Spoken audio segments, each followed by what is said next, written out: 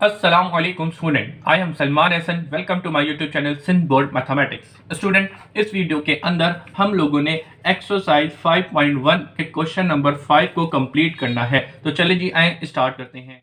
तो यहाँ पे मैंने क्वेश्चन नंबर 5 ले लिया है और सोल्यूशन लिख लिया है। तो अब हम क्वेश्चन को पढ़ते हैं, वहां से डाटा निकालते हैं और उसका सोल्यूशन करते हैं। तो चलिए जी पढ़ते हैं। इसमें क्या कह रहा है, अ पार्टिकल मूव, ठीक है, so that it distance S, इसका जो डिस्टेंस है कवर करता है at a time T, T लिखा हुआ है, is given by S is equal to U T plus half A T square. तो बेसिकली ये एक सेकंड इक्वेशन आपको याद आ रहा होगा, ये इक्वेशन दी है डिस्टेंस की हम लोगों को, ठीक है। एस किसको रिप्रेजेंट करे, डिस्टेंस को। तो यहाँ पे एक बात बतानी कि ये एक डिस्टेंस वही है, सेकंड इक्वेशन ऑफ मोशन आप लोगों ने मैट्रिक में पढ़ी थी, वही इक्वेशन का डिस्टेंस का फार्मूला दिया है। बस वहां पे हमें v लिखा होता था, तो यहाँ पे v की जगह u दे दिया है। तो आपको याद आ रहा होगा, नहीं यहाँ तो कोई मसले की बात नहीं, बस ऐसे ही बता रहा था जनरल नॉलेज के लिए। क्या करना है बेसिकली, इसमें कह रहा है कि भाई एक पार्टिकल है, ठीक है, इसने खुद कहा है कि भाई a particle move so that it distance S. भाई एक पार्टिकल उसके ऊपर फोर्स लगाई, अब ये पार्टिकल मूव करते करते थोड़ा आगे आ गया, ठीक है जी स्टूडेंट। तो ये जो आगे आया इसने क्या कवर किया, डिस्टेंस, उसको एस कह दिया, और जो टाइम लगा उसको इसने टी कह दिया। जरा खुद देख लें, a particle move that the distance s, ठीक है, at a time t, ठीक है, टाइम जो लगा वो t है, is given by, अब जो फार्मूला है वो उसने दे दिया, इसकी इक्वेशन दे दी गई है। फिर क्या कह रहा है, where a and u, ठीक है, where u and a are fixed and real number। Real numbers का मतलब क्या होता है कि कांस्टेंट नंबर 1 2 3 4 जो होते हैं, ठीक है। तो u और a यहाँ पे कहोगे constant number. Find the speed and the magnitude of the acceleration at a time t। तो बड़ा ही आसान है, आपको स्पीड मालूम करनी है और एक्सेलरेशन मालूम करनी, ये वाला फार्मूला है। तो इसकी बेसिक मैंने आपको चैप्टर स्टार्ट होने से पहले पार्ट नंबर 1 में भी बताई थी, वही कॉन्सेप्ट को यहाँ पे यूज करेंगे। तो चले जी आए स्टार्ट करते हैं।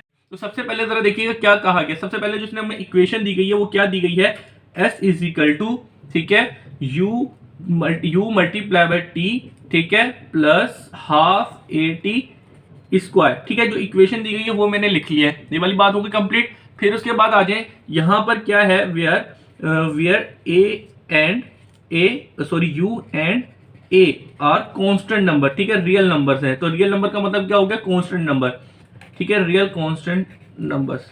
ये रियल नंबर लिखते हैं, कांस्टेंट नंबर लिखते हैं, दोनों बातें मैं यहाँ पे हैश डाल देता हूँ। अच्छा जी, तो u और a यहाँ पे मिसाल के तौर पर जैसे कांस्टेंट नंबर होता है उस तरीके से हम डील करेंगे जब इसके ऊपर डेरिवेटिव लेंगे। अच्छा जी, ये वाली बात हो गई। फिर इसके बाद में क्या है, फिक्स रियल नंबर होगा, find the speed and magnitude of acceleration. अब रिक्वायर्ड क्या है, रिक्वायर्ड बेसिकली आपको ये वाली बात पता है कि भाई इसने स्पीड बोली है, ठीक है, स्पीड और एक्सेलरेशन, ठीक है जी, एक्सेलरेशन। अच्छा जी, अब ये दो जो चीजें हैं वो कह रहे हैं हमें मालूम करके दो। स्पीड क्या होती है, आपको पता है कि वेलोसिटी एक डायरेक्शन वाली होती है और स्पीड जिसके अंदर डायरेक्शन नहीं होती। तो बेसिकली स्पीड और वेलोसिटी की दोनों को हम v से ही रिप्रेजेंट कर रहे होते हैं और एक्सेलरेशन को हम a से रिप्रेजेंट कर रहे होते हैं, ठीक है जी स्टूडेंट। तो स्पीड और एक्सेलरेशन आपको मालूम करके देनी है, यहाँ पर बहुत ही ज्यादा आसान है। अब आपको ये वाली बात याद होगी कि भाई अगर s के ऊपर हमने एक बार डेरिवेटिव ले लिया तो हमारे पास स्पीड यानी कि वेलोसिटी निकल के आ जाएगी। अगर हमने इसके ऊपर 2 बार डेरिवेटिव लिया तो हमारे पास एक्सेलरेशन निकल के आ जाएगी एक्सेलरेशन निकल के आ जाएगा। तो सिंपल ये जो इक्वेशन है इसके ऊपर हम लोगों ने डेरिवेटिव लेना है। तो चले जी आए स्टार्ट करते हैं। तो यहाँ पे लिख देना हो, ठीक है, ये लिखें, और s is equal to U into T plus 1 upon A T square, ठीक है, ये हो गई इक्वेशन। अब आपने क्या करना है, इसके ऊपर लेना है डेरिवेटिव। तो चलें डेरिवेटिव लेने से पहले मशहूर जमाना एक लाइन लिखते हैं, टेक डेरिवेटिव, ठीक है, take derivative on both side with respect to, क्या लेंगे, विद रिस्पेक्ट टू टी लेंगे। क्यों, क्योंकि इसमें क्वेश्चन में टाइम जो है वो वेरिएबल है, ठीक है जी स्टूडेंट। तो विद रिस्पेक्ट टू टी लिया जाएगा। तो लिहाजा इस लाइन का मतलब ये होगा कि डी ओवर डी टी हम लोगों ने लेफ्ट हैंड साइड पे भी ले लिया और डी ओवर डी टी हम लोग राइट हैंड साइड पर भी ले लेंगे, ठीक है जी स्टूडेंट। सिंपल हो गई बात, ठीक है जी। अब आगे चलते हैं। अब आगे क्या होगा कि भाई ये जो डी ओवर डी टी है इस टर्म के पास भी आएगा और डी ओवर डी टी इस टर्म के पास भी आएगा। तो चले जी ले जाते हैं। तो D over D T is equal to, तो ये डी ओवर, अब ये डी ओवर डी एस तो ऐसी कैसी रहेगा। तो यहाँ पे जरा क्या हुआ है उसको जरा देख लेते हैं। तो डी ओवर डी टी सबसे पहले मेरे पास यू डॉट टी के पास आ जाएगा, ठीक है, प्लस और डी ओवर डी टी जो है मेरा किसके पास आ जाएगा, हाफ ए टी स्क्वायर के पास आ जाएगा। इतनी बात तो समझ आ गई, सिर्फ अलग अलग टर्म के पास ले। अब हम क्या करेंगे उसको जरा देख लें। D s over D T is equal to, अब जरा यहाँ पे क्या होगा, u बेसिकली यहाँ है कांस्टेंट नंबर, तो आपको पता है कांस्टेंट नंबर बाहर आ जाता है और मेन फंक्शन के साथ हमारा डेरिवेटिव लग जाएगा, सिंपल।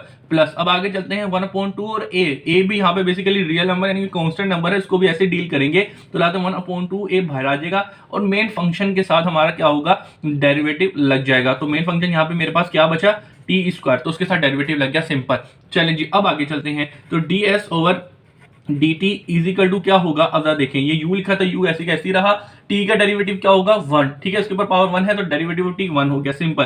प्लस 1/2 a, अब टी स्क्वायर का डेरिवेटिव लेना है तो 2 मल्टीप्लिकेशन में आ गया और 2 में से 1 कम किया तो पावर 1 बच गई, सिंपल डेरिवेटिव इसका भी हो गया। अब आगे क्या करना जरा वो भी देख लें, तो ds ओवर dt, ठीक है, इज इक्वल टू यहाँ पे क्या हुआ, तो u1 जा u प्लस, अब इधर देखिएगा ये वाला 2 और ये वाला 2 कैंसिल आउट हो गया, इनको मैंने मल्टीप्लाई किया तो ये क्या बन गए 80। तो यहाँ पे अब आए तो यहाँ पे आके आपको एक चीज पता चल गई, क्या पता चल गई कि भाई ये क्या निकल के आ गई, स्पीड निकल के आ गई। आपने स्पीड मालूम कर ली, आप जाएंगे पीछे भी देखेंगे तो स्पीड आपको यही देगा, क्यों, क्योंकि आपको पता है rate of change of distance at per unit time is called velocity, और वेलोसिटी के अंदर डायरेक्शन होती है और स्पीड के अंदर डायरेक्शन नहीं होती, तो लिहाजा इसको आपको क्योंकि स्पीड कहा गया तो आपने ये स्पीड मालूम कर ली, सिंपल। अब आगे चलते हैं, अब आपको सबसे पहले स्पीड मालूम करनी थी तो आपने फर्स्ट डेरिवेटिव लेके स्पीड मालूम कर ली। अब आपको क्या मालूम करना है, एक्सेलरेशन। तो एक्सेलरेशन मालूम करने के लिए आप क्या करते हैं, स्पीड के ऊपर दूसरी बार अगेन डेरिवेटिव लेते हैं, तो इससे क्या होगा कि आपकी एक्सेलरेशन निकल कर आ जाएगी। तो चले जी आ जाए, तो लिखते हैं यहाँ पर, लिखते हैं डेरिवेटिव लेने से पहले लिखेंगे टेक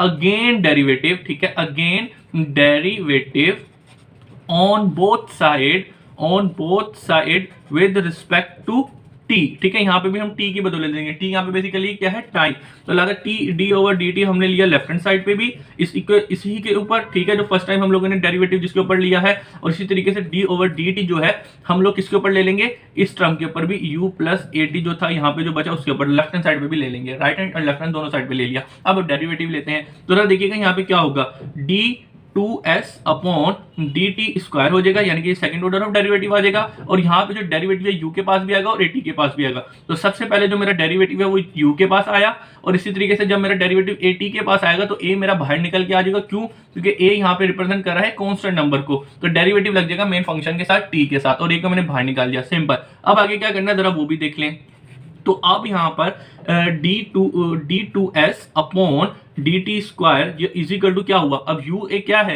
u यहाँ पे कांस्टेंट नंबर है, तो कांस्टेंट नंबर का डेरिवेटिव क्या होता है, 0, आपको पता है, प्लस अब a लिखा हुआ a रह गया और t का डेरिवेटिव क्या होगा 1, सिंपल। तो इज इक्वल टू आगे चलते हैं तो 0 खत्म हो जाएगा, a को 1 से मल्टीप्लाई किया तो a ही रह गया, 0 खत्म और a1 था a रह गया, ठीक है जी स्टूडेंट। यहाँ पे u क्या था, कांस्टेंट नंबर था, इसीलिए मैंने कांस्टेंट का डेरिवेटिव 0 लिख दिया, और in the end double second जो डेरिवेटिव लिया मैंने, सेकंड ऑर्डर ऑफ डिस्टेंस लिया, उसका मेरा जो डेरिवेटिव आया क्या निकल के आया, एक्सेलरेशन।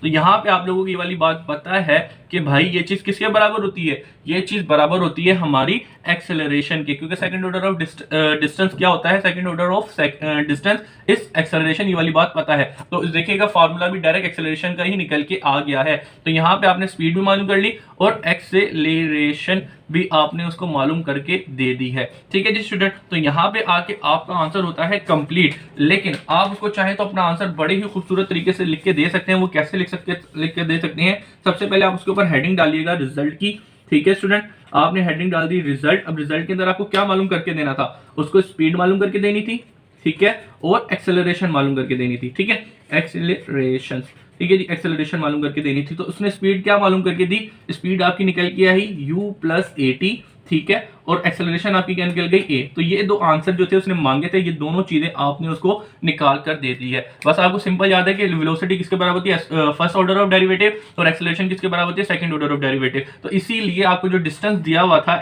जो इक्वेशन दी हुई थी, उसके ऊपर आपने एक बार डेरिवेटिव लिया, उसके बाद दूसरी बार डेरिवेटिव लिया वेलोसिटी डिस्टेंस स्पीड मालूम करने के लिए और एक्सेलरेशन मालूम करने के लिए। तो यहाँ पे आके क्वेश्चन नंबर 5 होता है कंप्लीट। आपको कोई भी कंफ्यूजन को आप कमेंट में पूछ सकते हैं, आपको रिप्लाई दे दिया जाएगा, ठीक है जी स्टूडेंट। अल्लाह हाफिज।